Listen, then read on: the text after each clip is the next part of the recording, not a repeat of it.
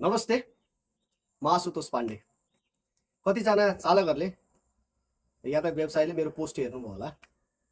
पर्सि 30 गतेको लागि चाहिँ एक दिन, पर्सि 30 गते यही 2082 चैत 30 गते हामीले एक दिन हाम्रो सवारी साधनहरू ठाउँ ठाउँमा रोकेर नचलाएर हामी एकतामा छौँ। हामीलाई राज्यबाट अन्याय भइरहेको छ। जुनसुकै सरकार आए पनि पहिला हामीलाई नै पिल्न मात्रै तत्पर रहन्छ र त्यसको विरोधको निम्ति एक दिन चाहिँ हामीले आफ्नो गाडी सके सडकमै तेर्साएर नसके घर ग्यारेजमा राखेर शान्तिपूर्ण तरिकाले मौन विरोधको लागि आवाज उठाउने कोसिस गरेका छौँ। तपाईँहरूलाई तपाईँ हजुर गुरुजी होइन यस्ता सम्मानीय शब्द प्रयोग गर्दाखेरि कोही पनि समस्याको लागि एक भएर लड्ने जस्तो देखेन क्या। के भाषा सुहाउनु भयो तपाईँहरूलाई? अब बसलाई बासी भात, ट्रकलाई छाप्री, ट्याङ्की ड्राइभरलाई डिजल चोर होइन, यस्तै भन्नुपर्ने हो त? त्यो मैले मात्र भने होइन, यो हामी एकले अर्कालाई भन्छौँ।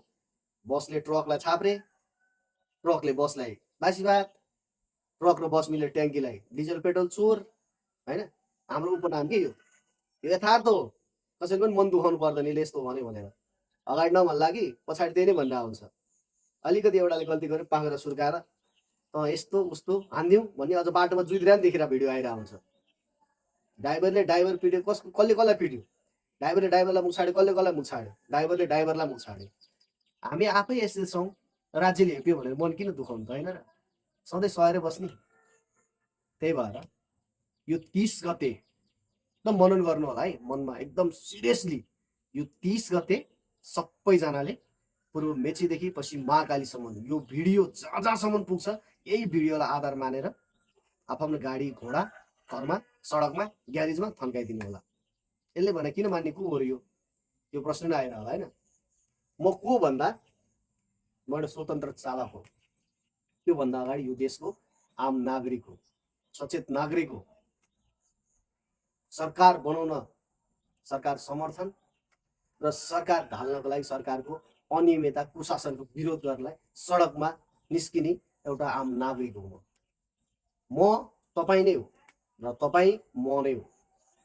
यो मैले जुन आवाज बोलिरहेको छु नि, यो सबैको आवाज हो। यो मेरो व्यक्तिगत स्वार्थ आवाज होइन। यो आज यो कुरालाई मनन गरेर हेर्ने हो भने आज जुन कुरा बोल्दैछु म, जुन समस्या भन्दैछु म, त्यो सबै हाम्रो साझा समस्या हो। सडकमा याद गर्नु भएको छ, यत्रो साङ्ग्रो सडकमा कत्रो कत्रो गाडीहरू हिँड्नुपर्छ। सडक दुर्घटनाको कारणहरू के छ तपाईँहरूलाई मैले सम्झाउनु पर्दैन, सिकाउनु पनि पर्दैन होला। साँघुरो सडक, अनि त्यस पछाडि चाप, गाडीको चाप। नेपालको गाडीको चाप त यसै छँदैछ कि अहिले त आम्मामा राति 9 बजे पछाडि भारतीय गाडीहरू लर्कन लाएर आउँछ। नेपालमा नेपाली गाडी एउटा भेट्यो भने भारतीय गाडी 10 वटा भेटेर आउँछ। यही तरिका हो भने तैँले भनेर मान्ने? जुन जुन ड्राइभरले गाडी खडा गर्छ त्यसलाई निकालेर अर्को ड्राइभर राख्छु भन्ने जुन मानसिकतामा अहिले यातायात व्यवसाय साउजीहरूले हेरनु भयो होला यो भिडियो होइन। तिमीहरू जस्तो ड्राइभरले बन्द गर्छ भन्यो भने हामी अर्को ड्राइभरलाई गाडी दिन्छौँ, तर बन्द गर्दैनौँ। एक दिनको घाटा कसले बिहोर्छ भने दिमागमा राख्नु भयो भने भोलि तपाईँहरूको व्यवसाय झन् कोल्याप्स हुनेवाला छ। यस्तै गरेर भोलि भारतीय यातायात व्यवसायीले नेपालको यातायात व्यवसाय ठेक्का लिएर चलाइन्छ। अनि तपाईँहरूको यो गाडी घोडा कहाँ लगेर कबाडीमा काट्ने हो कि जोखेर के गर्ने हो विचार गर्नु। आज साथ दिनु भयो भने कहिले पनि साथ दिँदैन। मौका छ, 2/3 बहुमत सरकार छ। हरेक कानुनहरू हामीले आफ्नो शक्ति प्रदर्शन गरेर हामी एकतामा छौँ भने, साझा समस्या राख्यौँ भने हरेक समस्याको समाधान हुन्छ। हरेक ती असमान कानुनहरू, असमान सन्धिहरू सबै खारेज गरेर नयाँ कानुन, नयाँ पारवहन सन्धि दुई ठुल्ठुला देशहरूसँग फेरि गर्न सकिन्छ। तर यत्तिकै हुँदैन। यो फोनमा कराएर, फेसबुकमा स्ट्याटस लेखेर, एकअर्कालाई गाली गरेर, तै छाड मै छाड गरेर चाहिँ केही हुँदैन। सडकमै निस्किनुपर्छ। आजसम्म हरेक आन्दोलन इतिहासले हेर्ने हो भने हरेक आन्दोलन, हरेक सफल सरकार सबै सडक आन्दोलनबाट मात्र सफल भएको छ। हिजो अरूको लागि गर्यो, यो एकपटक आफ्नो लागि गर्न सक्दैनौँ हामीले। तपाईँ सबै नेता हो, म पनि नेता, तपाईँ पनि नेता, तपाईँ पनि ड्राइभर, म पनि ड्राइभर। हामी सबै एकअर्काको परिपूरक हौँ। यही व्यवसायमा हो, यही रोडमा गुड्ने चालकहरूमा हो। कति दिन गुलामी गर्नु? कर तिरेको छैन राज्यलाई, राज्यको हरेक हेपाइ सहनु पर्ने। जुन सरकार आयो भने पहिले यही क्षेत्रलाई सुधार हुन्छ। महानगर काठमाडौँमा भयभर गाडी भित्रिन्छ, व्यापारीहरूले दिनको लाखौँ गाडी भित्राइरहेको हुन्छन्। पार्किङ खोइ। काठमाडौँ जाने जति पनि यात्रुवाहक बसहरू छ, अहिले त्यो बसहरू हालत हेर्नु त, 2 मिनट पनि सडकमा रोक्नु दिँदैन पेसेन्जर झार्न र उतार्नलाई। त्यो बस कहाँलाई रोक्ने? सरकारको तथ्याङ्क अनुसार कतिवटा बस दिनमा भित्रिन्छ र टर्मिनल त्यो बस पार्कमा कतिवटा बस अट्छ सरकारलाई थाहा छ। भयभर सबै बसलाई बस पारेर राख्ने भने अट्छ। काठमाडौँको बस पार्कको स्पेस त्यति ठुलो छ कि नेपालको सबै बसहरू गएर त्यहाँ अट्ने। ट्रकको त्यस्तै छ, पार्किङ छैन, पार्टीवाला रोडमा राखेर खाली गरिदिन्छ। ट्राफिकले आएर ड्राइभरलाई समातेर बक्की खाना लैजान्छ। अहिले त ट्राफिकलाई यस्तो पावर दिएको छ कि सिधै बक्की खाना। हिजो भर्खर एउटा घटना घट्यो अरे तपाईँको सुन्दरीजल जाने बाटो जोरपाटी साइडमा। एउटा ड्राइभरले पेसेन्जर हाल्न एकछिन 2 मिनट ढिला गरेको न्युमा ट्राफिकले आफ्नो कार्यालयमा लगेर पिटेको छ अरे, छाती दुख्यो भन्दै थियो। अहिले ती ड्राइभर पनि सम्पर्कविहीन छन्, फोन कसैको पनि उठाइरहेको छैन। किन उठाएन त्यो थाहा भएन। ट्राफिक तैँले अरू कसैलाई भनिस्, फलानलाई किन खबर गरिस्, तिनीलाई किन खबर गरिस् भनेर लगेर थुनिदियो कि मोबाइल खोज्यो कि। लोकतन्त्रमा अनेक पो हुन्छ त, जनताको लागि भनेर ल्याएको लोकतन्त्रमा यहाँ त ठुल्ठुलो पोस्टमा बस्नेहरूको लागि मात्र रहेछ, हामी भइरहेको छ उनीहरू मात्र। त्यही भएर मूलभूत कुरा यही हो, सडक हाम्रो साझा सम्पत्ति हो, राज्य हाम्रो हो, राज्यको व्यवस्थापनमा हाम्रो सहयोग हुनुपर्छ, रहनुपर्छ र गर्दै आइरहेका छौँ।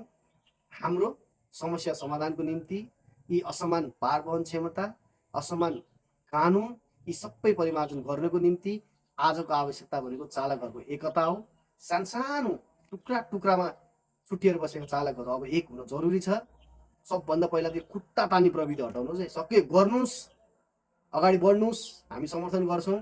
नसके अरू कोही अगाडि बढ्या छ भने हत्तनपत्त बेलुका लाइभमा आएर त्यो को हो, के कार्यक्रम गरे भन्ने, अनि त्यो फलानु पार्टीको तिलानु पार्टीको हिजो यसको झोला बोकेर हिँडेको थियो, उसको झोला बोकेर हिँडेको थियो भनेर नाना थरी भुक्ने, यस्तो कार्यक्रम नगरौँ। सकिन्छ अगाडि बढौँ, होइन चुपचाप लाएर समर्थन गरौँ।